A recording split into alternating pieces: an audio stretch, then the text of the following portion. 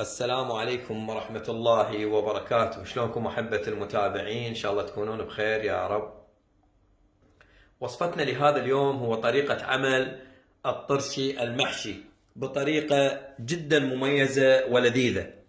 طبعا عندي هنا كمية من الخيار، الكمية غير محددة، يعني تردون تسوون كيلو، كيلوين، 3، 5، هذا بكيفكم. طبعا يجب ان تختارون النوع يكون وسط حتى تقدرون تفتحونه وتحشونه. اذا صارت يعني الخيارة كلش ناعمة يصير يعني صعب التحشاية مالتها. فبداية هسه راح نروح نغسل الخيار ونرجع نكمل وياكم خطوات العمل. ورجعنا لكم أحبة المتابعين بعد أن غسلت الخيار غسل جيد وحدة وحدة. المرحلة اللي جاية بهذا الشكل، نمسك الخيارة ونفتح بيها فتحة بالطول حتى بعدين نقدر نحشيها. وهسه إن شاء الله راح أفتح الخيار كله وأرجع أراويكم الخطوة اللي جاية بإذن الله تعالى. ورجعنا لكم أحبة المتابعين بعد أن قطعنا الخيار كله، سوينا به فتحات بالطول. هسه المرحلة اللي جاية هذا الكيس أبو ال5 كيلوات، طبعا حسب يعني حجم السطل اللي عندكم بهذا الشكل. ومثل ما علمتكم بالفيديو السابق، هو السر عدم تعفن الطرشي، هو هذا السر، انه نخليه بالكيس ونغلقه وحتى ما يدخل عليه هواء وما يعفن. هسه الخيار شو نسوي له؟ نصفطه تصفيط بهذا الشكل بالكيس، احسن ما نذبه هالشكل وبعدين ينمرد شيء على شيء ويتكسر الخيار. تصفيط يكون افضل. هسه خلوني اصفطه كله بالسطل، يعني بالكيس، والكيس داخل السطل، وارجع لكم. رجعنا لكم احبة المتابعين بعد ان خلينا الخيار بالكيس والكيس هو داخل السطل. هذه المرحلة ضرورية جدا. طبعا ومن الضروري جدا انه استخدام الملح الخشن. هذا شوفوا، يعني الملح الناعم اللي بيه يود هو سبب تلف الطرشي. هسه ايش راح نسوي؟ راح نستخدم كل وحدة من هاي، طاسة، دولكة، قلاص، كل وحدة ملح مقابلها 5 مي. هسه راح اخلطهن هنا بهذا السطل، المي والملح، حتى اديره على الخيار. وهنا احبة المتابعين خلينا 5 طوس من هاي مي، وهاي طاسة وحدة من هذا الملح الخشن، راح نضيفه على المي طبعا. واكيد لازم نذوبه تماما، اظل اخلط به الى ان يذوب. وهنا احبة المتابعين بعد ان ذاب عندي الملح بالمي تماما، هسه راح نخليه على الخيار. طبعا اكو بيكم نشوف الخيار مرتفع شويه عن الكيس، لا تخافون من عنده، هذا باكر راح ان شاء الله ينزل، لان الخيار بعد ان يذبل راح ينزل، يعني اني اتوقع يوصل الى هنا ان شاء الله، يعني لا تخافون ماكو اي مشكله. وهسه نضيف المي المالح على الخيار، يعني هذا بدايه يعتبر كبس بالملح. خليني اكمل وارجع لكم. وهنا احبة المتابعين بعد ان خلينا المي المالح للخيار حتى نسويه طرشي، هسه شوفوا المي وين صعد عندي، ماكو اي مشكلة بالمي حتى لو ارتفع يعني اكثر من السطل، لان هو بالكيس. هسه الخطوة اللي جاية نجيب اي كيس نايلون صغير، اي شيء عندكم تردون تربطون به، نخرج الهواء. شوف هاي ضروري، خرج الهواء تماما بهاي الطريقة، واشد حلق الكيس بهذا الشكل. شوفوا احبتي، خلاص شوفوا ضروري ما يظل هواء. ثاني يوم راح تجون تلقون اكو هواء، الخيار نازل لان مي وملح، هو هسه يعني طازج، راح يذبل، راح ينزل، راح يصير هواء، هم تفتحونه تخرجون الهواء وترجعون تشدونه. وهسه راح نترك هذا الى ان يتبلغ بالمي والملح، يعني اقل شيء فد 7 ايام، وان شاء الله راح نرجع نراويكم شلون راح نحشيه وشلون راح نكبسه، يعني الكبس النهائي. ورجعنا لكم أحبة المتابعين بعد مرور أسبوع تقريبا على كبسنا للخيار بالمي وملح فقط. شوفوا لونه شلون تغير، يعني صار مائل إلى الصفار والخيار ذبل، صار ذابل. هسه راح نروح نفرغ من عنده المي هذا المالح ونغسل الخيار، وإذا شفناه ملوحته قوية نقعه بالمي نص ساعة ساعة، وبعدين نغير المي مالته مرتين ثلاثة الى ان نحصل على الملوحة المرغوبة لكم. الملوحة تبقى حسب رغبتكم، شنو انتم اللي تحبونه، قوية خفيفة وسط، انتم هذه يومكم. هسه راح اروح اغسله وارجع لكم. ورجعنا لكم احبة المتابعين بعد ان غسلنا الخيار من المي وملح، يعني نقعناه تقريبا شوي فد 10 دقائق. قلت لكم الملوحة تبقى حسب رغبتكم انتم، يعني تقررون الملح مالته ايش قد يظل بيه. هسه نسوي الحشوة قبل ما نسوي الصلصة خطوة خطوة. عندي هنا هذا كرفس او معدنوس، راح اضيف عليه تقريبا راسين ثوم ثرمتهن بالسكين ثرم ناعم، وراح اخلطه بهذا الشكل. خلط جيد ومتساوي حتى الحشوة مالتنا تكون متساوية بالخيار. هسه بهذا الشكل شو نسوي؟ نجيب الخيارة بهذا الشكل، شوفوا، ونحشيها. ناخذ الكرفس ونخليه بهذا الشكل بيها هيج، بهذا الشكل. كل الخيار هذا راح اسويه بهذا الشكل، يعني واضحه الصوره، انا ما اريد يطول الفيديو عليكم، بس سويت لكم هذا النموذج.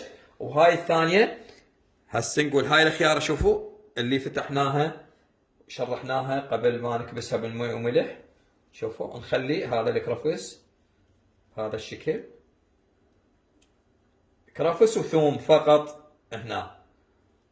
شوفوا هاي تحشاته بهذا الشكل. هسه راح اكمل كل الخيار وارجع وياكم واراويكم الصلصه اللي على طريقتي، اللي راح نخليها على الطرشي.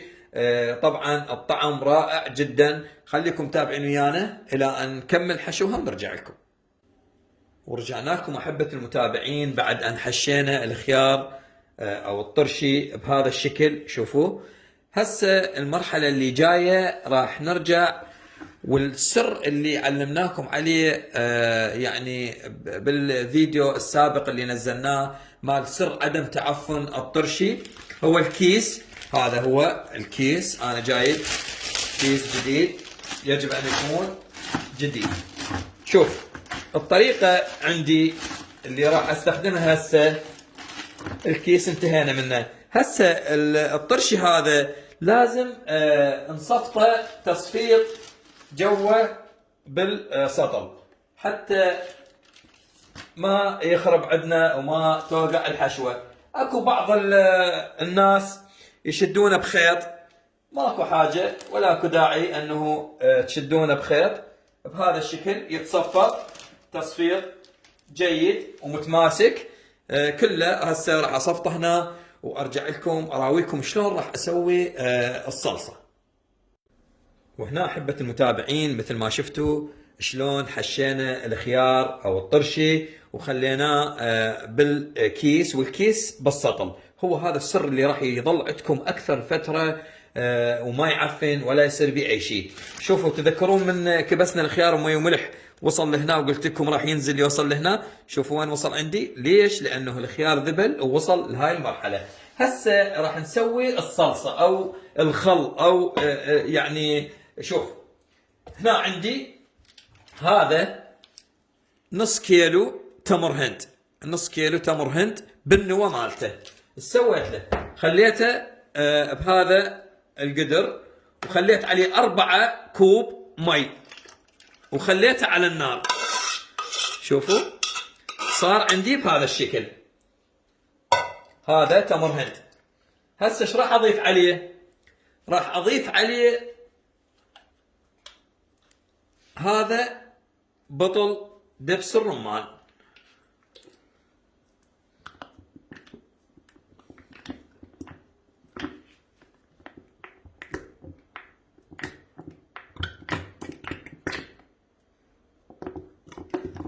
ونخلطه بهذا الشكل. طبعا هذا التمر هند خليته هو والنوى مالته كله، يعني انا اريده يظل كله، يعني ما اذب من عنده اي شيء. بعدين اثناء الاستخدام تقدرون تطلعون النوى من عنده. شوفوا ما شاء الله شلون صارت صلصه، طبعا روعه جدا.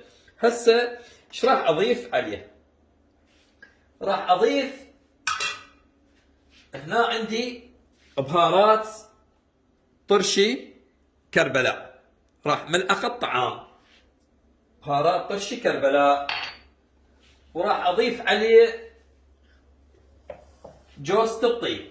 شوف هذه هي جوزة الطيب، اللي ما يعرفها اكو بعض الناس يسمونها جوزة البوة. هي هذا تجي بهذا الشكل بها اللبة، نكسر الجوزة نطلع هذا اللب، ناخذ نبرش منها هنا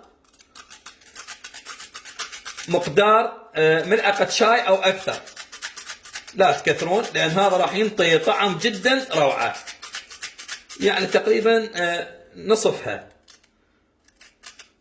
وطازجة وطعمها جدا رائع. هسه ضفنا هذا وياه ايضا، نخلطه بهذا الشكل. طبعا الطعم ما شاء الله روعة، بس جربوه. شوف هسه ايش راح اضيف؟ راح اضيف خل التمر، اي خل تمر عندكم تقدرون تستخدمونه. خلاص انا ما راح اكثر، بعدين اذا احتاجيت راح اضيف على الخلطة او الطرش. شوفوا الصلصة شلون صارت عندي ما شاء الله. اذوقها بسم الله، ما شاء الله الطعم اكثر من رائع. هسه ايش راح نسوي؟ راح نضيف هذا اللي سويناها الصلصة، نضيفها على الطرشي.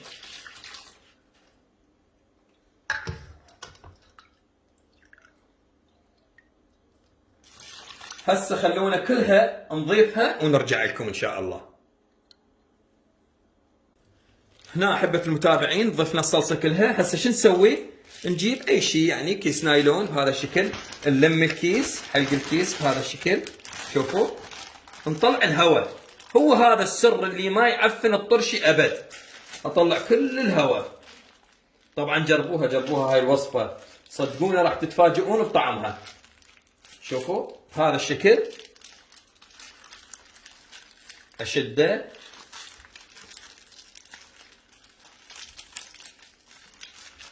وخلاص. شوفوا شلون صار عندي هذا طرشي. اتحدى اي واحد يسوي هاي الطريقه ويقول لي تقطن عندي او تخرب عندي.